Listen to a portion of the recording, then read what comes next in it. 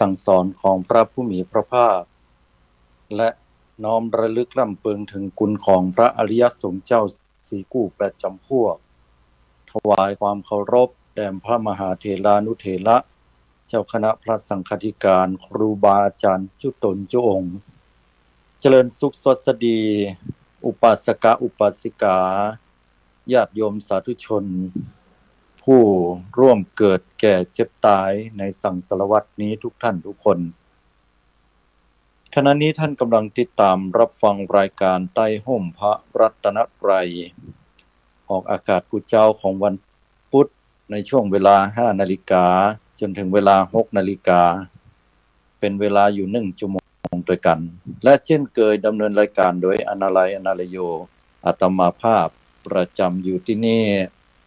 โดยที่สาธุชนญาติโยมสามารถติดตามรับฟังรายการได้ทางสถานีวิทยุเพื่อการศึกษาพระพุทธศาสนาและวัฒนธรรม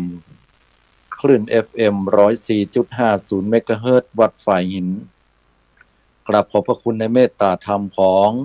หลวงพ่อท่านพระครูปริยัติยานุศาสตร์ที่ปรึกษาเจ้าคณะอำเภอเมืองเชียงใหม่หลวงพ่อท่านพระครูสมุวิสุวัตรวรกิจโจผู้อำนวยการสถานีวิทยุคลื่น FM 104.50 เมกะเฮิรตซ์เจ้าอาวาสวัดฝ่ายหินจังหวัดเชียงใหม่พร้อมกับสถานีวิทยุกระจายเสียงทุกๆคลื่นสถานีที่ได้ลิงก์สัญญาณออกอากาศและช่องทาง YouTube Channel ที่บรรดาพุทธบริษัทสามารถติดตามรับฟังได้ย้อนหลังต้องขออนุโมทนาในทุกๆเครือข่ายและช่องสัญญาณแห่งการประชาสัมพันธ์นำเอาหลักธรรมถึงแด่ผู้สดับรับฟังทุกท่านทุกคนในเจ้าวันนี้ค่อนข้างตะกุกตะกักพอสมควรในเรื่องของการจะได้มาบรรยายให้กับศรัทธาสาธุชนญาติโยมทุกท่านก็เนื่องจากว่าด้านของเทคนิคต่างๆที่ยังบ่ลงตัวแต่กว่าจะได้มาปะศรัทธาญาติโยมก็ค่อนข้างที่จะมาด้วยความทุลักทุเลพอสมควรก็ถือว่าศรัทธาสาธุชนญาติโยมทุกท่านจะได้สดับรับฟังธรรมค่อนข้างที่จะบางสัปดาห์นั้นก็หายไปบางสัปดาห์ก็ปะกันก็ด้วยหน้าที่การงานและเหตุปัจจัยอื่นใดโดยหลายอย่างต้องขออภัยมาณโอกาสนี้ด้วย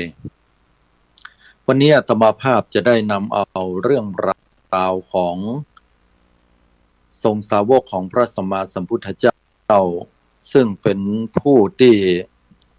ได้รับเอตทัคคะหรือว่าความเป็นเลิศในด้านต่างๆญาติโยมลองคิดว่าเฮาไปปะมหากระจายนะหรือว่าทุกเจ้าที่เปิ้นปั้นไว้แล้วเนี่ยเปิ้นฮ้องว่าพระสังกระจายก็ดีมหากระจายก็ดีที่เปิ้นประจำอยู่แต่ละวัดหรือบางวัดก็มีบางวัดก็บ่มีเป็นไผกันแน่ขี้ปุ่มหลวงๆเนี่ยน่ะตัวอ้วนๆบ่ลังว่ากินข้าวลำน้ำลงอ่ะเฮาเคยกินข้าวลำน้ำลงอย่างเปิ้นพ้องถ้าจะปีดีงามว่าอย่างนั้นบางครั้งก็คิดไปถึงว่าบ่ลังว่าเป็นมหาโชคมหาลาภกับปู่เจ้าว่าอย่างนั้นนะครั้งก็คิดไปว่าพระสังกัจจายของประเทศจีนนั่นน่ะแตกต่างกับพระมหากัจจายนะหรือพระมหากัจจายของเฮาเนี่ยเพียงใดอย่างใดกันเป็นตนเดียวกันก็อีเนาะอันนี้ก็จะมาพูดจาให้ศรัทธาญาติโยมเฮาได้รับฟังกัน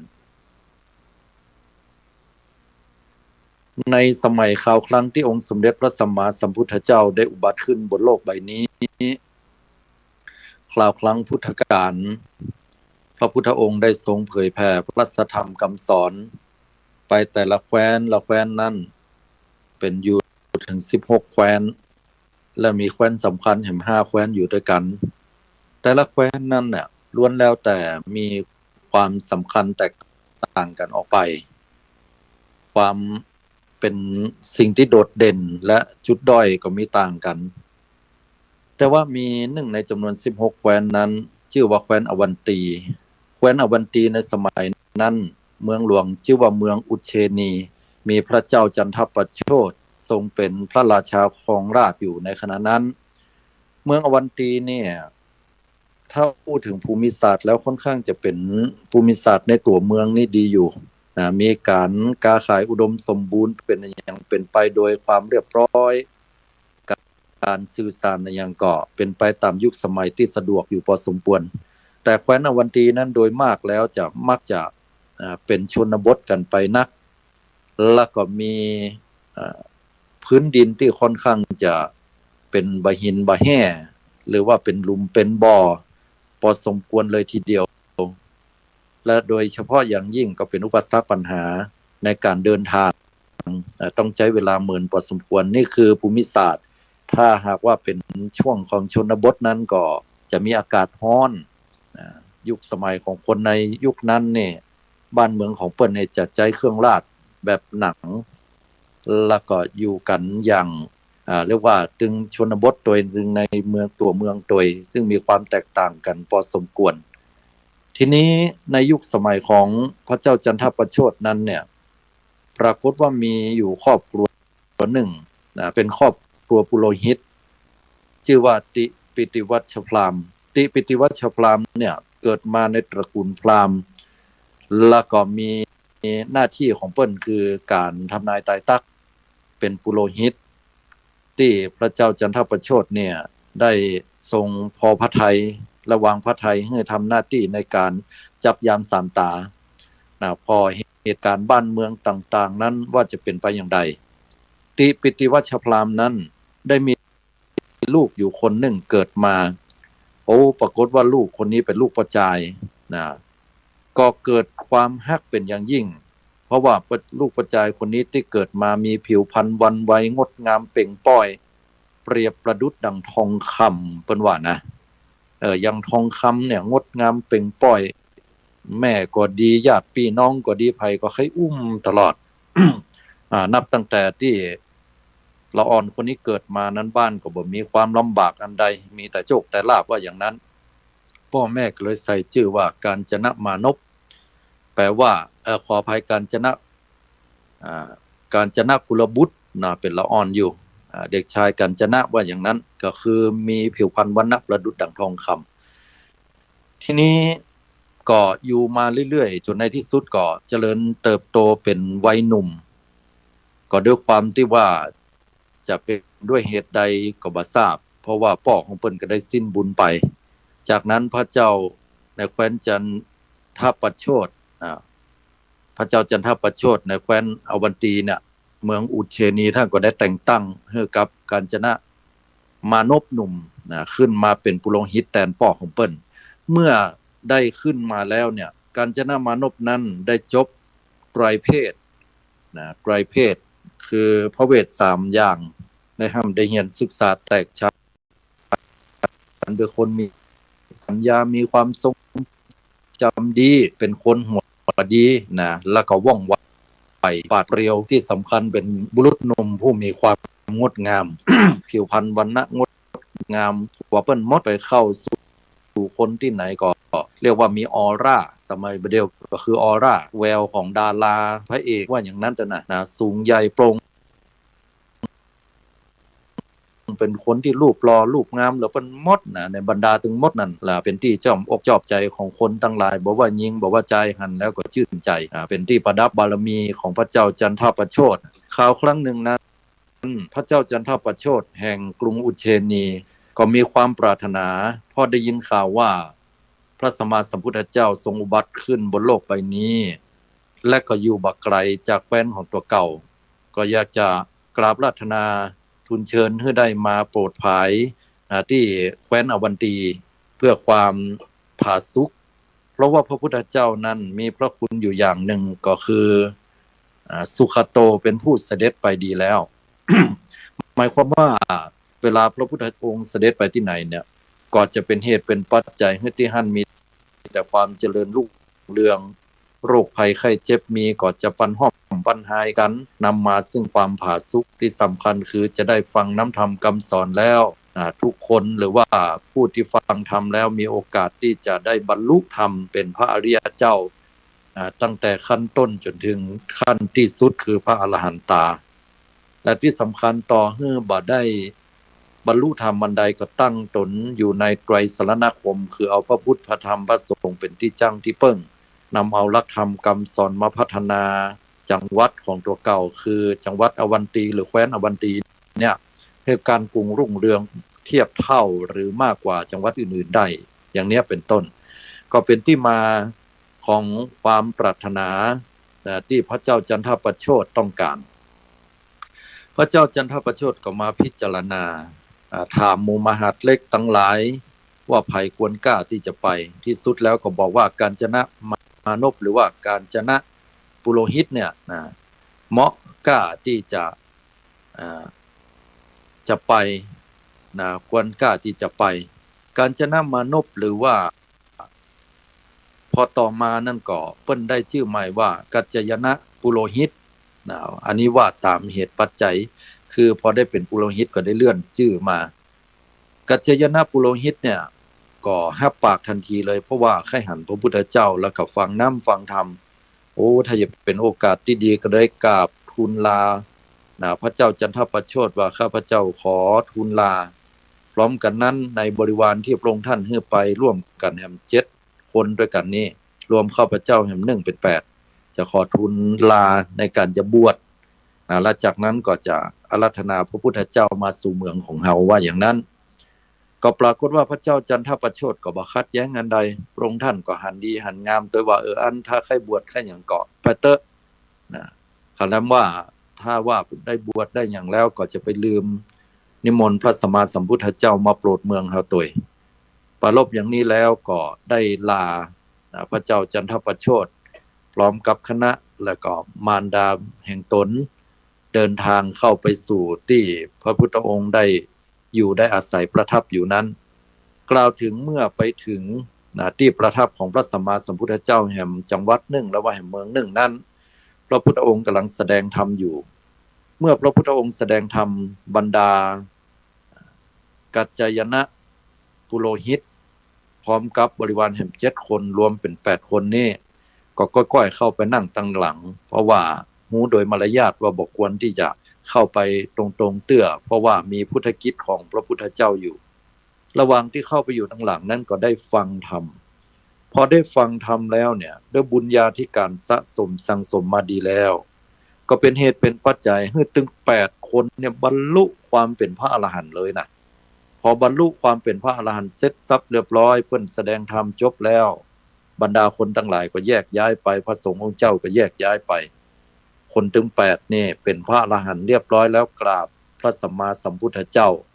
แล้วก็เล่าเรื่องราวต่างๆให้ฟังแล้วก็ทูลขอบรรพชาอุปสมบทพระสัมมาสัมพุทธเจ้าก็เลยประทานการบวชให้ว่าเธอจงเป็นภิกษุมาเถิดธรรมอันเรากล่าวดีแล้วเธอจงประพฤติพรหมจรรย์ลักษณะนี้เรียกว่าการบวชเฉพาะพระภาคของพระสัมมาสัมพุทธเจ้าเรียกว่าเอหิภิกขุอุปสัมปทาคือการบวชที่พระพุทธเจ้าประทานบวชมยะก็เป็นตุเจ้าเลยว่าอย่างนั้นและด้วยบุญญาธิการปรมีของท่านกัจจยนะปุโรหิตหรือพอท่านได้บวชเรียบร้อย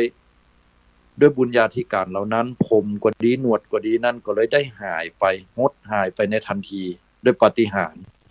กลับกลายมามีบาทและจีวรเกิดขึ้นด้วยความน่าอัศจรรย์ใจอันนี้เกิดขึ้นได้ด้วยบุญญาฤทธิ์ศรัทธาญาติโยมทั้งหลายมันเป็นสิ่งที่เหลือเชื่อเป็นสิ่งที่เหลือจะเป็นไปได้แต่มันเป็นไปได้สำหรับคนที่มีบุญญาธิการปรมีเมื่อเกิดขึ้นเรียบร้อยแล้วเนี่ยตั้งแต่ท่านเป็นต้นมาคนทั้งหลายก็หันว่าโอ้ท่านเป็นผู้ที่มีความสงบเสงี่ยมเจียมบอดี้เป็นตนที่มีความน่าเลื่อมใสศรัทธาประดุจดังผู้ที่บวชมาเป็น100 ปีก็เลยได้ชื่อว่ากัจจยนะหรือว่าพระมหากัจจยนะเถระตั้งแต่นั้นเป็นต้นมาพระมหากัจจยนะเถระพร้อมกับบริวารแห่ง7 ตนนั้นอยู่ไปอยู่มาแล้วก็มาล่ำปึงระลึกถึงว่าภาระหน้าที่ของตัวเฮานั้นก็ยังมีอยู่เนาะเฮาก็ได้ฮับปากพระเจ้าจันทประโชติผู้ครองเมืองอยู่พระองค์ท่านก็คงจะเกิดใจหานะว่าเฮายังบ่ปิกไปเตื้อยังบ่เอาพระพุทธเจ้าอาราธนาพระองค์ไปก็เลยนำความนี้กราบทูลพระสัมมาสัมพุทธเจ้าพระสัมมาสัมพุทธเจ้าก็เลยได้ บอกไปว่า มหากัจจายนะเธอปิกไปเตอะปิกไปสู่เมืองอุเชนีแคว้นอวันตีและพอไปแล้วเนี่ยไปแสดงธรรมเผยแผ่ลักธรรมแล้วพระเจ้าจันทประโชติจะทรงมีความพอพระทัยและมีความศรัทธาเลื่อมใสในตัวเธอว่าอย่างนั้นนำมาซึ่งความดีงามต่อพระศาสนาสิ่งเหล่านี้เนี่ยบัจเจว่าพระพุทธเจ้าเป็นขี้ค้านไปหรือว่าบัชอบเมืองอุเชนีแคว้นอวันตีแต่อย่างใดแต่เป็นการแสดงถึงความใจกว้างพระองค์ท่านทรงมีพระเนตรทรงมีตาทิพย์หูทิพย์ที่มองหันอนาคตการไปหน้าได้ว่าพระมหากัจจายนะเถระนั้นเป็นผู้สร้างสมบารมีมานักเป็นผู้ที่เปี่ยมด้วยปัญญานักก็เหมาะควรแล้วถ้าหากว่าเข้าไปสู่เมืองนั้นแล้วจะยังความศรัทธาเลื่อมใสให้เกิดขึ้นได้เมื่อเป็นดังนี้แล้วพระมหากัจจายนะเถระพร้อมกับบริวารแห่ง7รูปนั้นก็ได้เดินทางเพื่อมีเป้าหมายจะปิกปอกไปสู่แคว้นอวันตีเมืองอุเชนีของพระเจ้าจันทประโชติในระหว่างที่เดินทางนั้นก็ไปปะใส่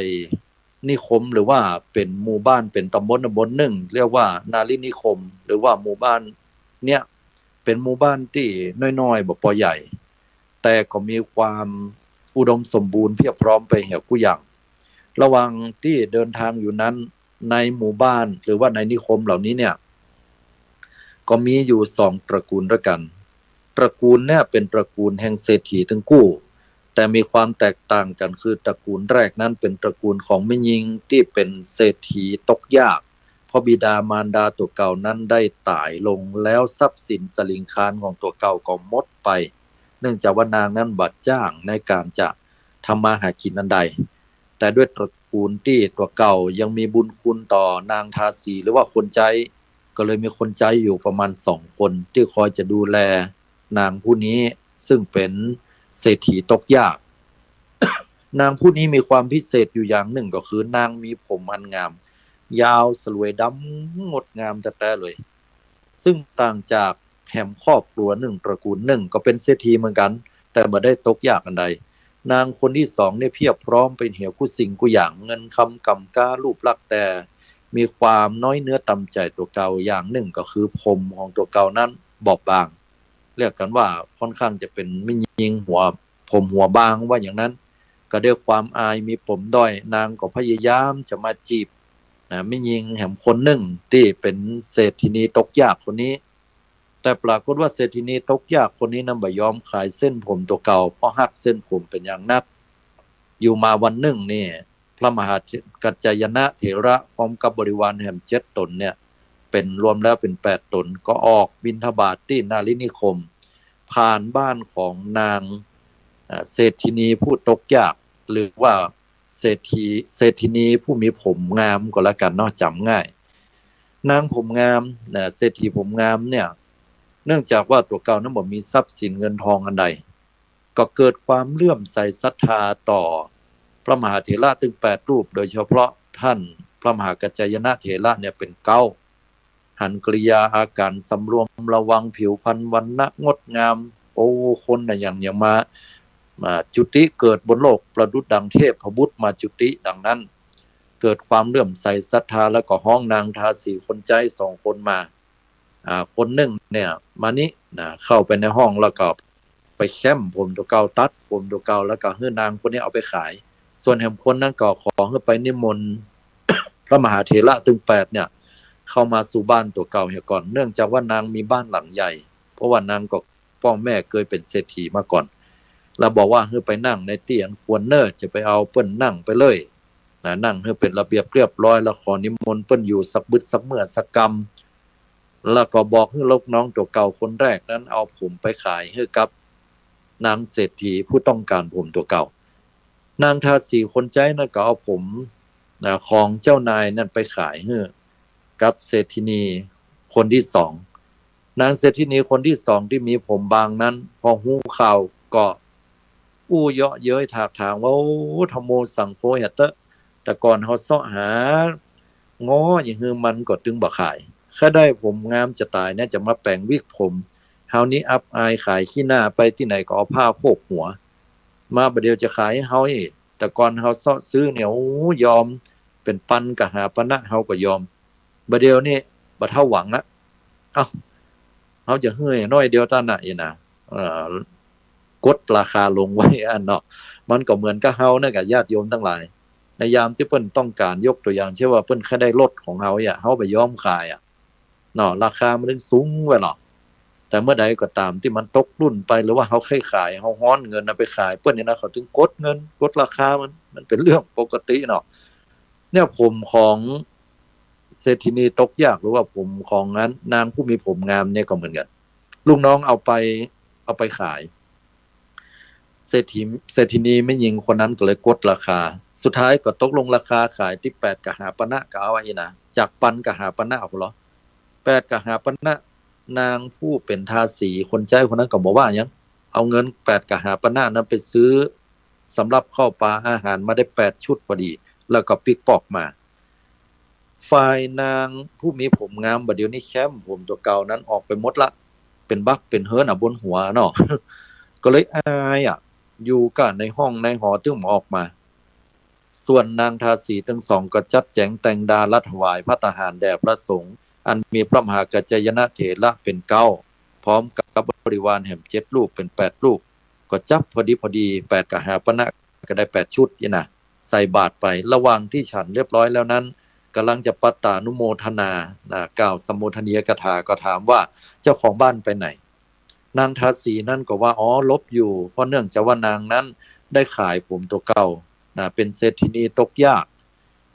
พระมหาเถระกัจจายนะได้ฟังด้านก็เกิดความปิติยินดีว่านางผู้นี้มีศรัทธาเลื่อมใสต่อพระศาสนาต่อเฮานักจะโปรดเหตุกรรมหนึ่งก็เลยฮ้องขึ้นมาหาพอฮ้องขึ้นมาหานางเข้ามากราบปุ๊บเนี่ยด้วยเดชบุญญาฤทธิ์ของพระมหากัจจายนะเถระเนี่ยเป็นเหตุปัจจัยกับตัวเก่ามีศรัทธาเลื่อมใสในบวรพระพุทธศาสนาอันยังลงมั่น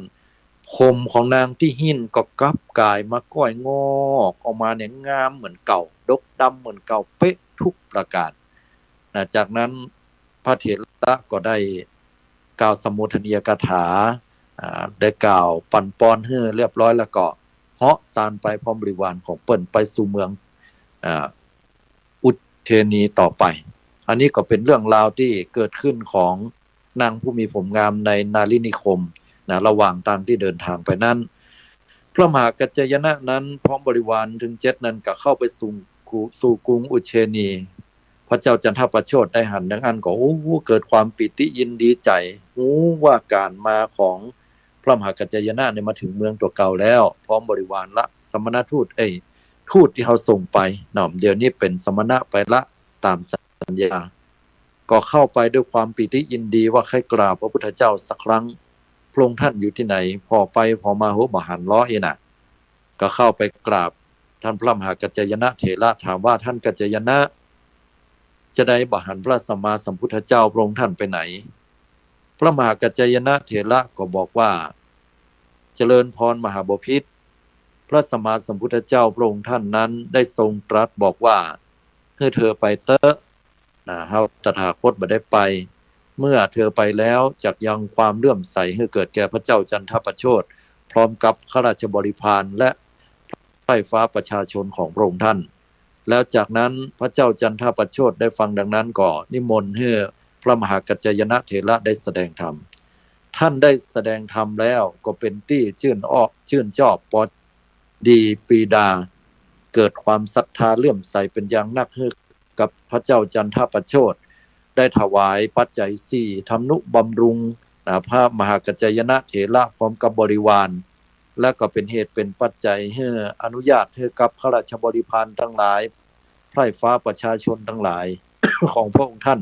ได้มาฟังน้ำฟังธรรมตัว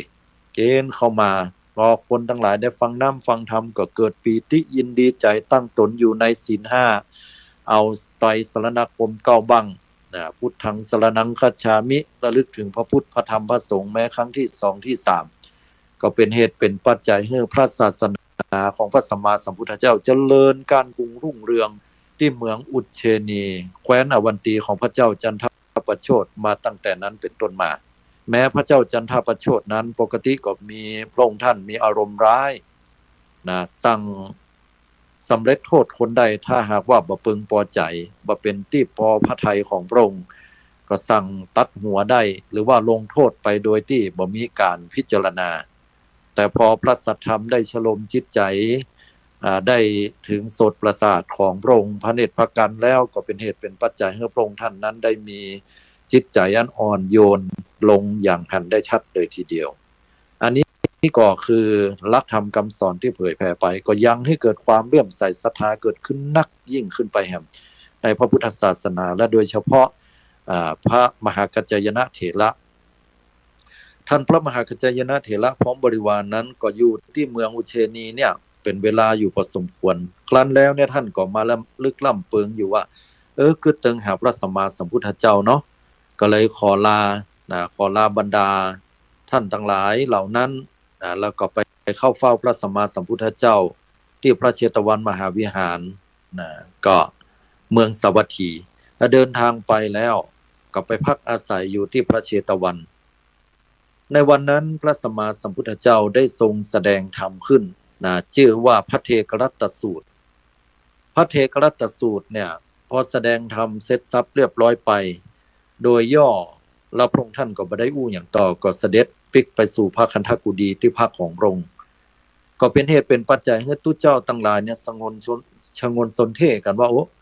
พระพุทธองค์ได้แสดงธรรมแบบย่อเนี่ยบางคนก็เข้าใจบางคนก็บ่ค่อยเข้าใจเอาละเฮางงเนี่ยจะเอาไผมาอธิบายให้เฮาน่ะน่ะก็เลยมากึดใจอู้จากันว่าไผที่มีสติปัญญาจดจำเป็นอย่างดีก็เลยได้ลงมติความคิดเห็นกันว่าเฮาไปนิมนต์พระมหากัจจายนะเปิ้นมาเป็นองค์เทศให้เฮาบรรยายให้เฮาฟังไปน่ะก็พากันเข้าไปหาท่านพระมหากัจจายนะท่านพระมหากัจจายนะก็อาศัยความเมตตาเนี่ยก็ได้ทรงบรรยายธรรมที่ได้ฟังกรรมของพุทธเจ้าที่ได้ทรงตรัสในพระเทกรัตตสูตรว่าอติตังนานวาขมายะนัปปฏิกังเขอนาคตังบุคคลบอกควรตามคิดถึงสิ่งที่ล่วงไปแล้วด้วยความอาลัยและบ่พึงพะวงในสิ่งที่ยังบ่มาถึงยะทะติตัมปะหีนันตังอปตัญจะอนาคตังสิ่งที่เป็นอดีตก็ละไปแล้วสิ่งที่เป็นอนาคตก็ยังบ่มาถึงปัจจุปันนันจะโยธรรมังตัทธวิปัสสติอสังหิรังอสังกุปปังตังวิธามนุภลูหเยผู้ใดเห็นธรรมอันเกิดขึ้นเฉพาะหน้าในที่นั้นๆอย่างแจ่มแจ้งบางง่อนแง่นคอนแคลนควรจะพอกพูนอาการเช่นนั้นไว้ อาเจวะกิจมาตปังโกชัญญามรณังสุเวความเพียรเป็นกิจที่จะต้องยากในวันนี้ภัยจะหู้ความตายแม้ว่าพรุ่งนี้มัจจุปาทังมหาเสเนนะมัจจุนาเพราะการพัดเพี้ยนต่อมัจจุราชร้ายซึ่งมีเสนามากย่อมบ่มีสำหรับเฮาเอวังวิหาริมาตาปิงอโหรัตตมัตตันทิตังตังเวพัทเทกรัตโตติสันโตอาจิคเตมุนีติมุนีผู้สงบย่อมกล่าวเรียกผู้มีความเพียรอยู่เช่นนั้นผู้บอกเกียรติค้านทั้งกลางวันกลางคืนว่าแม้เป็นอยู่เพียงราตรีวันหนึ่งคืนหนึ่งเดียวก็น่าชมเนี่ยที่ตุเจ้างงก็เพราะอย่างนี้เมื่อเป็นอย่างนี้แล้วพระมหากัจจายนะก็อธิบายความเหล่านี้ให้กระจ่างแจ้งทีละข้อจนในที่สุดบรรดาตุเจ้าทั้งหลาย500เหล่านั้น ก็เข้าใจอย่างแจ่มแจ้งชัดเจนดีนะแล้วก็กล่าวชื่นชมในกรรมบรรยายภาษิตของท่านพระมหากัจจายนะเถระว่าสุดยอดแต่สามารถอธิบายขยายความโดยย่อให้ละเอียดพิสดารแต่อย่ามาเก่งว่ากรรมอู้ของท่านเนี่ยมันหันภาพโมดกำหนดจดจำได้เนี่ยอย่ามาเก่งบ่มีตะกุกตะกักอู้เก่งอู้แม่นถูกต้องไปหาผู้อย่างท่านพระมหากัจจายนะเปิ้นเป็นคนเคารพพระสัมมาสัมพุทธเจ้าเปิ้นบ่ได้บอกว่ากรรมอู้ของเปิ้นถูกแต่เปิ้นบอกว่าท่านทั้งหลายกับผมเนี่ยเข้าใจธรรมะพุทธเจ้าอย่างอี้เลยอธิบายมาส่วนจะถูกหรือบ่ถูกนั้นขอท่านได้เข้าเฝ้าพระสัมมาสัมพุทธเจ้าพระองค์ท่านและตรัสถามที่ผมอธิบายมาเนี่ยมันถูกกับบ่ถูกถ้าบ่ถูกก็ ก็ขอให้ละไปเหียบ่ต้องเอามาจำแต่อันไหนที่พระพุทธองค์ได้กล่าวได้แสดงบอกว่าถูกต้องแล้วดีแล้วแก้ไขให้เหมาะแล้วก็กำหนดจดจำในสิ่งนั้นเตอะบรรดาพระสงฆ์องค์เจ้าต่างหลายในพระเชตวันมหาวิหารถึง500ก็เข้าไปกราบทูลพระสัมมาสัมพุทธเจ้าพระสัมมาสัมพุทธเจ้าได้ทรงสดับรับฟังจบแล้วกล่าวชื่นชมในพระภาสิทธิ์ตลอดจนถึงกล่าวชื่นชมยินดีในกรรมบรรยายของพระมหากัจจายนะเถระนั้นว่าแม้เฮาตถาคตก็จะกล่าวเช่นนี้เช่นเดียวกันเป็นนั้นว่านั่นก็คือกรรมพุทธพจน์เหมือนกันเลยละแล้วก็ทรงตรัสสรรเสริญคุณของพระมหากัจจายนะเถระว่าพระมหากัจจายนะนั้นเป็นผู้ที่มีปัญญานักสามารถอธิบายความย่อให้โดยพิสดารได้อย่างยอดเยี่ยมและก็ฮ้องพระมหากัจจายนะเข้ามาแล้วก็ตรัสถึงบุพกรรมอดีตที่เพิ่นได้สร้างบุญสร้างกุศลในสมัยคราวครั้งปุ้นนะสมัยของพระเจ้าปทุมมุตตระสมัยนั้นเนี่ยพระมหากัจจายนะเพิ่นได้เกิดเป็นมนุษย์หนุ่มคนหนึ่งไปหันพระพุทธเจ้าทรงพระนามว่าปทุมมุตตระได้ตั้งภิกษุรูปหนึ่งว่าเป็นเอตทัคคะยอดเยี่ยมกว่าภิกษุทั้งหลายผู้ที่สามารถอธิบายหัวข้อธรรมโดยย่นย่อให้พิสดารได้ตัวเก่าก็เกิดความปีติสมนัสดีใจคนลุกคนปองน้ำหูน้ำตาไหลว่าโอ้อย่างอัศจรรย์แต่ตัวเก่าใครได้รับการพยากรณ์ได้รับการชื่นชมยกย่องจากพระพุทธเจ้าก็เลยตั้งอกตั้งใจถวายภัตตาหารและปัจจัย4กับภิกษุสงฆ์องค์เจ้าอันมีพระพุทธเจ้าทรงพระนามว่าปทุมมุตตระในสมัยนั้นยุคนั้นเป็นเวลาอยู่7 วัน7 คืนด้วยกันเสร็จแล้วพอวันสุดท้ายก็ตั้งความปรารถนาตัวเก่าต่อหน้าของพระสัมมาสัมพุทธเจ้าพระพุทธเจ้าทรงพระนามว่าปทุมมุตตระนั้นได้พยากรณ์ว่าจากนี้ในอนาคตการไปหน้าจะมีพระสัมมาสัมพุทธเจ้าพระองค์หนึ่งชื่อว่าโคตมะโคตหรือว่าพระโคดมพุทธเจ้าได้มาทรัตพยาแล้วก็จะได้เผยแผ่หลักธรรมให้พุทธบริษัท4อย่างกว้างขวางเป็นที่ยินแปลงยำเกรงและเคารพของเทวดาและมนุษย์ต่างหลายจะตั้งภิกษุรูปหนึ่งนะจะตั้งภิกษุรูปหนึ่งไว้นะชื่อว่ามหากัจจายนะเถระเป็นผู้อยู่ในเอตทัคคะตำแหน่งที่สามารถอธิบายความย่อให้พิสดารได้อย่างนี้เป็นต้นบัดนี้นั้นเฮาตถาคตได้กล่าวยกย่องแล้วความปรารถนาของมหากัจจายนะเถระสำเร็จแล้วเนี่ยก็เป็นที่มาว่าท่านมหากัจจายนะนั้นเป็นผู้ที่มีปัญญานักอย่างบ้านเฮาเนาะย้อนกลับมาปัจจุบันเนี่ยเวลา ที่ไหนมีมหากัจจายนะเนี่ยญาติโยมให้สังเกตเนอะเปิ้นปั้นไว้ก็ดีอย่างวัดอาตมานี่วัดหนองเงือกเนี่ยยกตัวอย่างจะมีมหากัจจายนะขี้ปุ่มหลวงๆเพิ่นอยู่ตนหนึ่งองค์หนึ่งเนี่ยนะอันนี้แหละเป็นตนที่บ่งบอกว่าในอดีตวัดเนี่ยเป็นวัดที่มีการห้ามการเรียนศึกษาพระไตรปิฎกศึกษาสตาศึกษาบาลีมูลกระจายอันนี้ที่นี่เนี่ยเป็นที่ศึกษาใหญ่เลยทีเดียวครูบาอาจารย์ยุคก่อนสมัยก่อนก็มาห้ามเรียนศึกษาที่นี่กันหลายตนหลายองค์ในภาคเหนือนะก็ถือว่าเป็นเครื่องหรือสัญลักษณ์อย่างหนึ่งที่เราจะหันว่ามหากัจจายนะอยู่ที่ไหนคนหรือว่าพระภิกษุสงฆ์องค์เจ้าหรือว่าญาติโยมก็จะไปกราบไปไหว้ขอคือเป็นผู้มีสติมีปัญญาทรงจำดีแตกฉานอธิบายสิ่งต่างๆได้อย่างเนี้ยเป็นต้นนี่คือประวัติความเป็นมาของเปิ้นต่อมาก็ยังบ่จบเตือนศรัทธาญาติโยมทั้งหลายเมื่อท่านได้รับเอตทัคคะอย่างนี้เป็นที่เรียบร้อยแล้วก็นำมาซึ่งความปรับปลื้มปิติยินดีใจนะชื่อเสียงเกียรติคุณของท่านพระมหากัจจายนะที่ได้กล่าวพระเทกรัตตสูตรโดยย่ออธิบายให้ขยายความให้พิสดารนั่นก็เรื่องลือและบือไก่ท่านก็เป็นกำลังหลักในการเผยแผ่มาโดยตลอดระหว่างนั้นเนี่ยก็ปรากฏว่ามีพราหมณ์ผู้หนึ่งชื่อว่ากันนะธารยะกันนะธารณะเนาะขออภัยตัวเนี่ยกันทรายณะพราหมณ์ขออภัยตัวเพราะว่าจำผิดไปหน่อยเนาะกันทรายณะพราหมณ์เนี่ยก็เป็นพราหมณ์ผู้แก่พราหมณ์ผู้แก่ที่มีทิฏฐิมานะก็เข้าไปถามท่านพระมหากัจจายนะว่ากั กัจจายนะได้ยินว่าท่านเนี่ยบ่ายกมือไหว้ในพราหมณ์ผู้แก่ทั้งหลายแม่นก็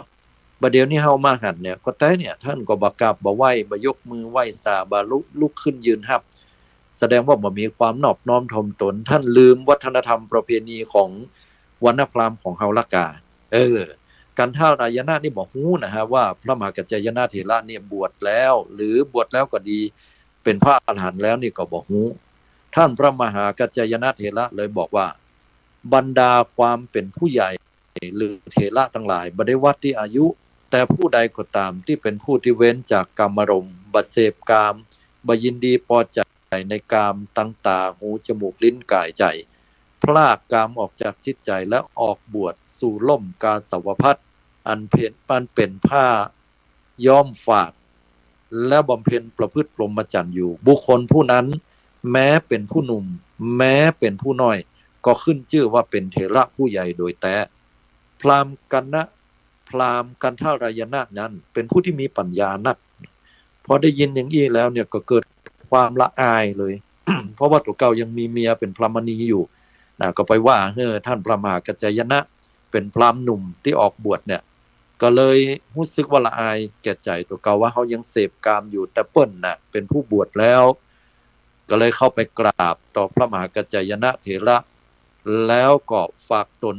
ด้วยความเลื่อมใสศรัทธาฟังธรรมและตั้งตนอยู่ในไตรสรณคม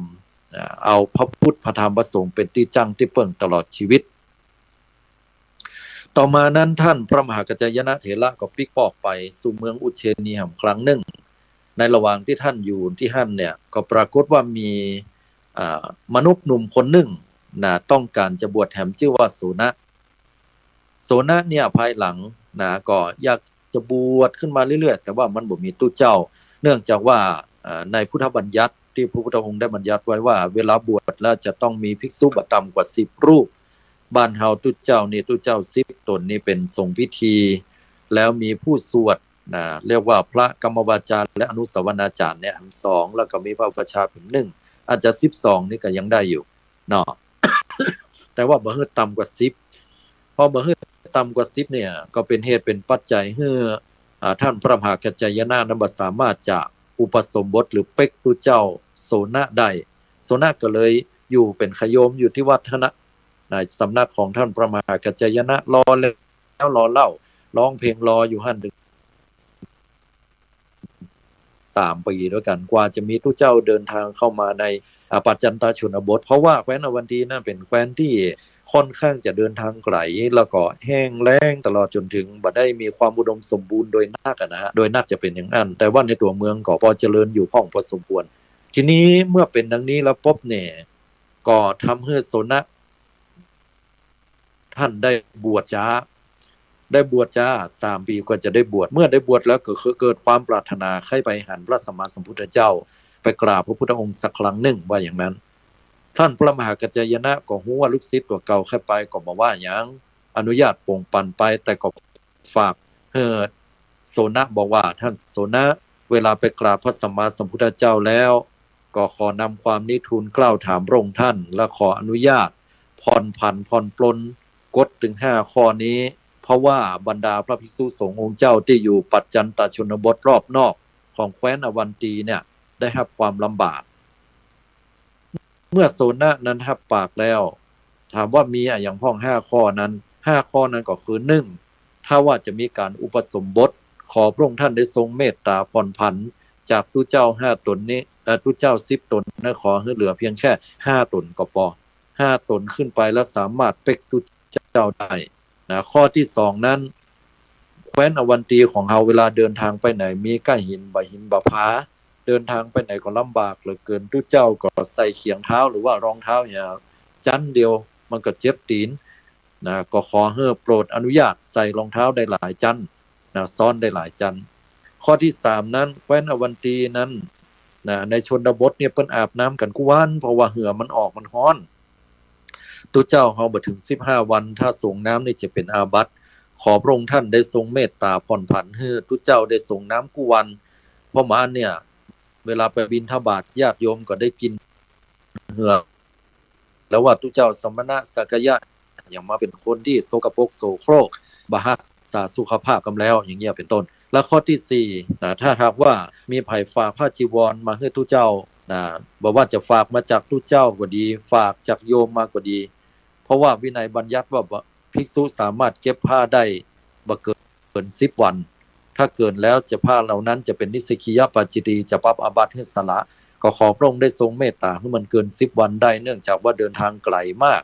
นะเพราะว่ากว่าจะถึงแคว้นอวันตีก็พุ่น10 กว่าวันพุ่นเตื้อก็เป็นครึ่งเดือนเตื้อเป็นเดือนพุ่นอีน่ะ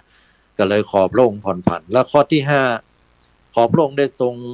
อนุญาตเครื่องราชที่ทำด้วยขนแกะทั้งหลายบอกว่าขนแกะขนแปะนะขนสัตว์อีตะเนาะเพราะว่าพระพุทธองค์เนี่ยเปิ้นเฮ็ดใจขนเจียม2 สีเหลืองสีเทาสีดำอย่างพวกนี้นะผสมผสานกันแต่ว่าที่อวันตีชนบทเนี่ยเปิ้นใจเครื่องราชกันถ้าหากว่าไปหาขนเจียมเนี่ยก็คงจะหายากหาลำบากเพราะนั้นก็ขอพระองค์ได้ทรงเมตตาคือทุกเจ้าเพิ่นจะนั่งไหนเพิ่นจะมีปูราชอาสนะเหี่ยก่อนนี่นะอันนี้พอสุนะได้ฟังดังนั้นก็ได้เข้าไปได้เดินทางไกลแล้วก็เข้าไปสู่ที่พระเชตวันมหาวิหารซึ่งได้ไปนอนอยู่ที่วิหารพระเชตวันท่านพระพุทธองค์ก็ทรงประทับนอนที่ท่านปรากฏว่าเมื่อเจ้าลุกขึ้นมาก็ทรงลุกกับพระพุทธเจ้าพระพุทธองค์เดินจงกรมก็เดินจงกรมระหว่างว่างก็ได้กราบถึงกราบสนทนากับพระพุทธเจ้าเรื่อง5ข้อนี้พระพุทธเจ้าก็ได้ทรงผ่อนผันอนุญาตปรงปันแล้วก็ให้โสนะพระโสนะหรือพระโสนะกุติกันนะเนี่ยตนเนี้ยได้กล่าวถึงธรรมที่พระพุทธองค์ได้ทรงเกยเทศนาธรรมไว้ท่านพระโสนะกุติกันนะนี่ก็เลยสาธยายธรรมเหล่านั้นและตลอดจนถึงบทบัญญัติข้อบัญญัติต่างๆท่านกล่าวได้ไพเราะแกล้วกล้าและทรงจำบัดขาดตกบกพร่องอันใดพระพุทธองค์ได้ทรงกล่าวสรรเสริญยกย่องตั้งเป็นเอตทัคคะว่าเป็นบุคคลผู้มีวาจาหรือการกล่าวธรรมได้อย่างไพเราะงดงามอย่างยิ่งตนหนึ่งเนี่ยก็คือเป็นที่มาที่ไปของพระโสนะกุติกันนะนี่ก็อู้ถึงความเป็นมาเป็นไปของเปิ้นตัว ทีนี้เมื่อดังนี้ละพบเนี่ยอยู่มาเรื่อยๆครั้งหนึ่งนั้นก็ปรากฏว่าท่านพระมหากัจจายนะเนี่ยก็ได้เดินทางไปแห่งเมืองหนึ่งเหมือนกันก็เพื่อการเผยแพร่แต่ก็อยู่ในระหว่างแคว้นของอวันตีนี่แหละอยู่ระหว่างเนี่ยปรากฏว่าเข้าไปสู่เมืองโสรยนครเนี่ยพร้อมบริวารของเปิ้นแหม7เนี่ยระหว่างที่บิณฑบาตอยู่นั้นโสรยมานพหนุ่มนะเป็นคนร่ำรวยก็อยู่ในราชรถของตัวเก่าอยู่ในรถม้าไอ้เตเนาะพร้อมบริวารก็ใส่รถผ่านมานะกำลังขี่รถผ่านมาล็อกก็ผ่านพระมหาเถระพระมหากัจจายนะองค์เนี้ยเดี๋ยวผ่านมาก็ซบตาซัดตาหันเข้าใส่ก็มาคิดใจว่าตุเจ้าอย่างงามแต่งามว่าผิวพรรณวันนะงามพอยังงามผิวพรรณเนี่ยงามยังไม่เหลือไม่ยิงก่อนน่ะนี่ถ้าเป็นไม่ยิงเฮาอย่าเอาเป็นเมียเห็นกำล้ออีน่ะคือเต้าเอียศรัทธาญาติโยมทั้งหลาย เป็นการปรามาสต่อพระรัตนตรัยต่อพระอริยเจ้าขั้นพระอรหันตาด้วยเดชบุญญาฤทธิ์ของพระมหากัจจายนะเปิ้นเนี่ยก็เป็นเหตุเป็นปัจจัยให้โสรยมานพกลับเพศจากความเป็นผู้ชายกลายเป็นแม่หญิง 100% มีหน้าอกเหมือนแม่หญิงมีอวัยวะเพศจากผู้ชายเปลี่ยนเป็นอวัยวะเพศเป็นของแม่หญิง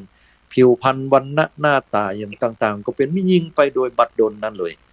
เพราะตัวเก่าหันตัวเก่าอย่างนี้ลูกน้องยังบ่ทันสังเกตดีก็เกิดความอายตัวเก่าขึ้นอย่างประมาณได้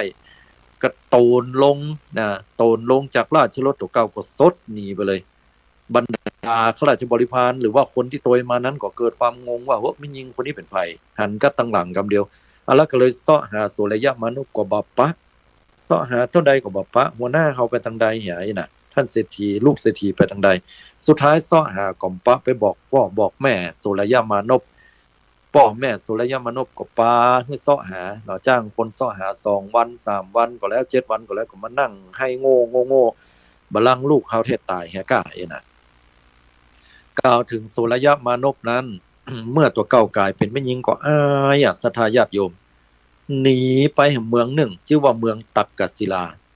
ไปอยู่ที่ปุ้นเผอิญว่าก็ไปปะใส่พ่อจายคนหนึ่งมีฐานะที่ค่อนข้างดีเหมือนกันเป็นเศรษฐีมาหันใส่สู่ระยะที่เป็นร่างของไม่ยิง100%แล้วสุมาเตอมีเพศมีอย่างเหมือนไม่ยิงมีเมนโดยก็เลยด้วยความอินดูสงสารก็ถามว่ามาจากไหนก็ว่ามาจากเมืองนั้นเมืองนั้นเมืองนั้น แล้วก็เลย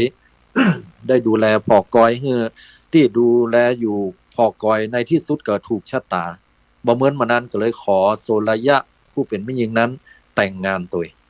นางก็บ่ฮู้จะเฮ็ดใดเลยตามเลยพ่อตัวเก่าเป็นแม่หญิงบ่ฮู้จะไปไหนแล้วก็แต่งงานก็แต่งอีกอยู่กินกันด้วยกันมาเป็นเวลาเหมือนญาติโยมทั้งหลายได้ลูกถึง2คนกันน่ะดูพอได้ลูกถึง2คนแล้วมีอยู่มาวันหนึ่งปรากฏว่าโซลยะสตรีคนนี้เนี่ยไปซัดตาหันเข้าใส่เปื้อนของตัวเก่านะที่เป็นเศรษฐีนะอยู่ที่แคว้นอวันตีพุ่นน่ะ หันเข้าใส่โอ้ตายละอันนี้เปื้อนเฮานี่ก็ลืมตัวเก่าก็เข้าไปตักไปตวงพอไปตักไปตวงอู้จ่าปุ๊บเนี่ยฝ่ายเศรษฐีผู้เป็นเปื้อนเก่านะก็งงค่ะโอ้ไม่ยิงคนนี้เป็นไผเนี่ยไอ้เนาะท่านเป็นไผจะได้มาอู้กับเฮาอย่างงี้เหมือนว่าฮู้จักเรื่องของเฮาดีนางก็เลยสะดุ้งตกสะเกิดแล้วก็สะดุ้งขึ้นมาว่าแต่กันเนาะเฮามาตักเนี่ยแล้วก็บ่ฮู้จะอธิบายได้ก็เลยสารภาพว่าตัวเก่านั้นเป็นเปื้อนนะแล้วก็เล่าเรื่องราวต่างๆให้ฟังถึงหมดที่กับเพศมา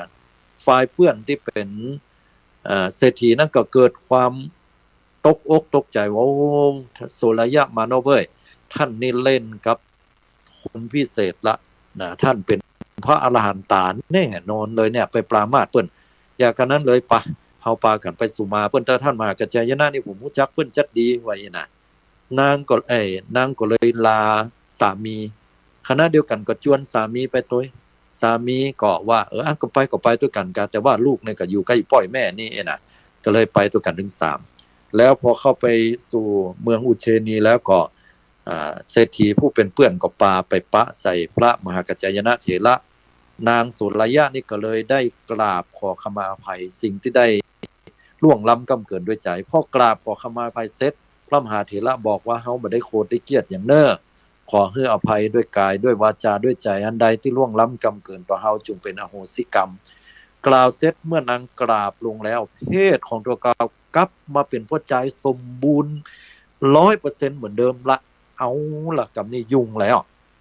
ฝ่ายผัวของนางโสรยะคนเนี้ยที่นางโสรยะกลับมาเป็นหัวใจเหมือนเดิมก็เกิดความอัศจรรย์อย่างยิ่งยังมาซึ่งความศรัทธาเลื่อมใสในพระพุทธศาสนาและพระมหาเถระชื่อว่าพระมหากัจจายนะเถระนี้แล้วก็จักจวนให้โสรยะที่เป็นพ่อจายแล้วว่าเป็นหยังกับเพศเป็นพ่อจายแล้วเฮาเข้าใจเฮาก็มาเลี้ยงลูกอยู่ด้วยกันกะนี่นะโสรยะมนุษย์หนุ่มนั้นก็เกิดความอายแล้วก็รู้สึกว่าสลดใจตัวเก่าที่ตัวเก่าเป็นคนบาปนะได้ปรามาสเดียวเป็นไม่ยิงเดียวเป็นพ่อจายอยู่หั่นน่ะแม้ว่าเขาจะเป็นไม่ยิง 100% เป็นพ่อจาย 100% แต่เฮาก็เป็นคนที่ใจเบียดเบียนผู้อื่นเนาะเป็นคนที่มีใจกึศบ่ดีอกุศลอย่างนั้นเลยนะท่านเฮาก็ขออนุญาตลาบวชก็แล้วกันเกิดความสลดสังเวชใจฝ่ายสามีเดิมเพิ่นก็บอกว่าหยังอนุญาตและอนุโมทนาฝ่ายโสรยะนั้นก็เข้าไปหาพ่อแม่เพิ่นก็เล่าความจริงพ่อแม่ดีใจก็เมื่อปรารถนาจะบวชพ่อแม่ก็บอกว่าหยังละพ่อไหนๆก็ฮู้ว่ายังบ่ได้ตายเตื้อแต่ได้บวชก็ขออนุโมทนาตัวโสรยะพราหมณ์นะก็เลยโสรยะมานพนั้นก็เลยได้บวชแล้วก็ด้วยความที่ตัวเก่าอายไผจะมาถามเรื่องกับเพศเป็นชายเป็นหญิงนั้นก็บ่อู้แหมเลยแล้วก็เข้าไปสู่ชนบทป่าไม้พุนบำเพ็ญความเพียรในที่สุดก็เป็นพระอรหันต์องค์หนึ่งจบกิจในพุทธศาสนาดำรงชีวิตอยู่แหมเป็นเมินเป็นนานอยู่พอสมควรละหันว่าถึงเวลาแล้วก็ปรินิพพานไปอันนี้เรื่องของโสรยะที่เกี่ยวข้องกับกายเพศก็จบลงต่อมานั้นก็ปรากฏว่ามีผู้ที่มีความศรัทธาเลื่อมใสเนาะพราหมณ์ผู้หนึ่งนะก็เข้ามาไหว้มาสาท่านพระมหากัจจายนะแล้วก็มีความศรัทธาเลื่อมใสขอออกบวชต่างๆนานาบ่เว้นแม้แต่ยุคสมัยของท่านมหากัจจายนะนี่มีอายุยืนยาวมาเรื่อยๆจนในที่สุดแล้วก็สิ้นบุญของพระเจ้า จันทประโชติแล้วก็มาสู่พระเจ้ามัทุรราชพระเจ้ามัทุรราชได้ขึ้นครองราชย์ในครองราชย์เมืองอวันตีนะแคว้นอวันตีเมืองอุเชนีนี่ต่อจากพระเจ้าจันทประโชติท่านก็ทรงมีความดำริจะถามว่าในบรรดาพราหมณ์ทั้งหมดเนี่ยไผ่ประเสริฐหรือเปิ้นทั้งหมดอย่างนะก็เพราะว่าพระถามพระเจ้ามาถามพระมหากัจจายนะเถระเพราะว่าท่านเป็นพราหมณ์ก็บอกว่าบรรดาคนทั้งหลายนั้นบอกว่าวันไหนก็ตามถ้าคิดดีอู้ดีทำดีน่ะ3อย่างแล้วคิดพูดทำดีแล้วก็ถือว่าเป็นผู้ประเสริฐแต่วันณะใดก็ตามที่คิดบดีอู้บดีทำบดี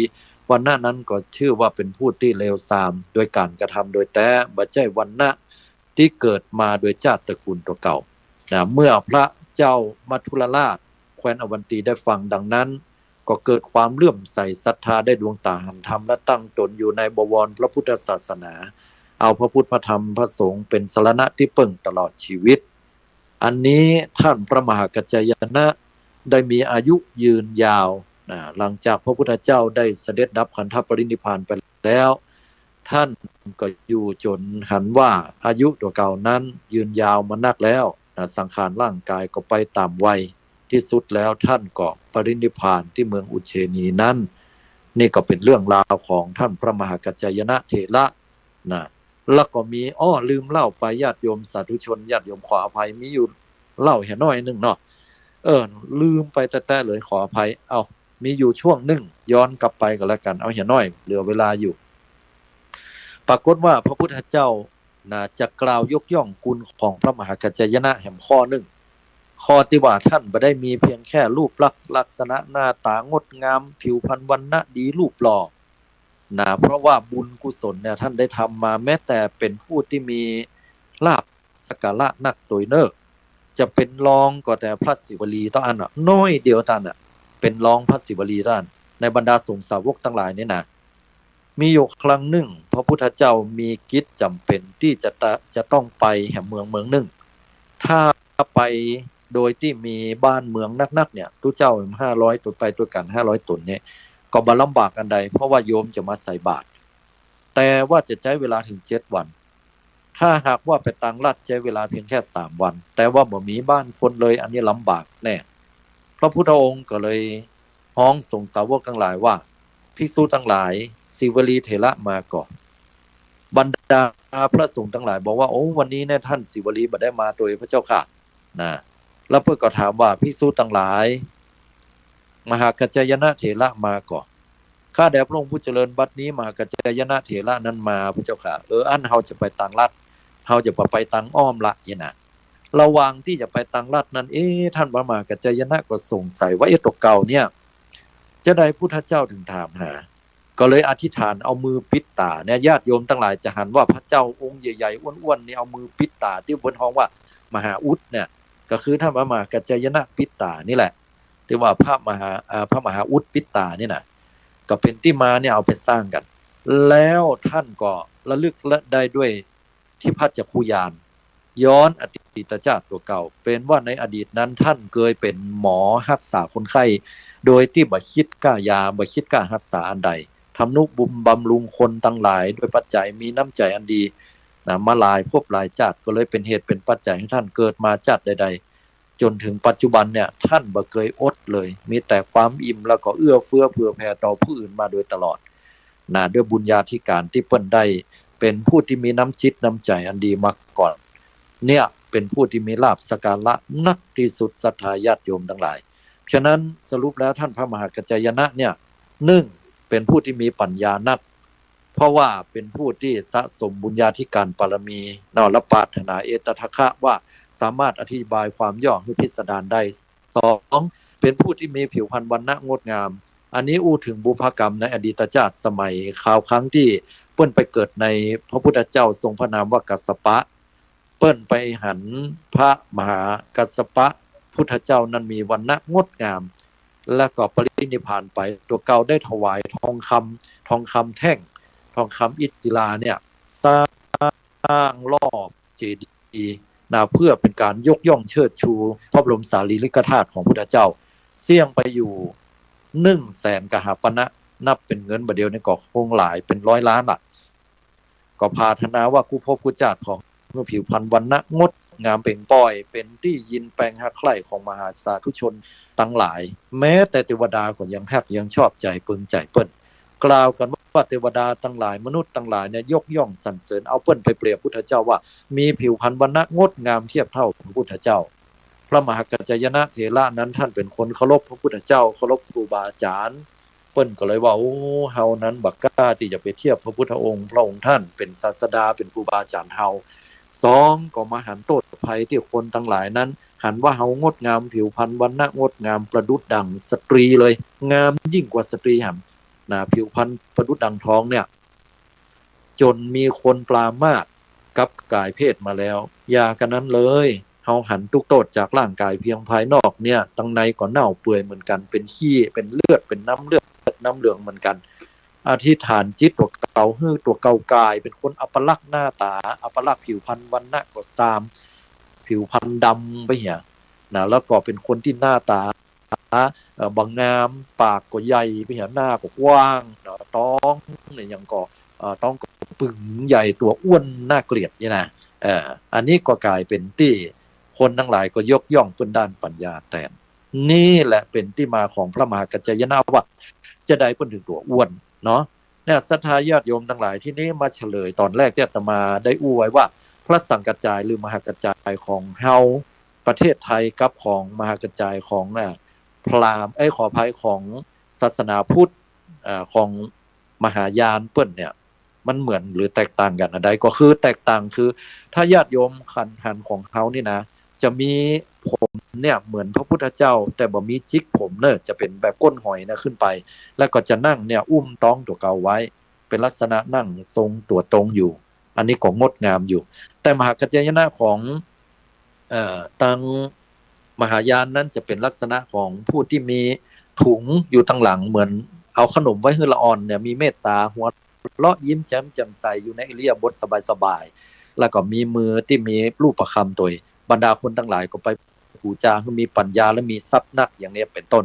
อันนี้แหละก็คือความแตกต่างถ้าโยมไปพอแล้วโยมศึกษาพอดีๆเนอะจะหันว่ามหากัจจายนะของบ้านเฮาเมืองไทยกับมหากัจจายนะของประเทศจีนแตกต่างกันอย่างนี้เนาะเอาละวันนี้เอาเรื่องของพระมหากัจจายนะเถระมาอู้จากันก็คงจะเต็มเปี่ยมเต็มอิ่มเป็นเต็มที่เนาะญาติโยมทั้งหลายคงได้รับสาระเต็มที่ติดตามรับฟังในโอกาสต่อไปสัปดาห์หน้าเวลาโมดเห็นแล้วกราบขอบพระคุณหลวงพ่อท่านพระครูสมุวิศวัตรวรกิจโจตัวนะครับอนุโมทนากับศรัทธาญาติโยมทุกท่านทุกคนขอให้เจริญด้วยอายุวันนะสุขภละมีปัญญานักมีผิวพรรณงดงามมีทรัพย์นักเหมือนพระมหากัจจายนะทุกประการอายุวโน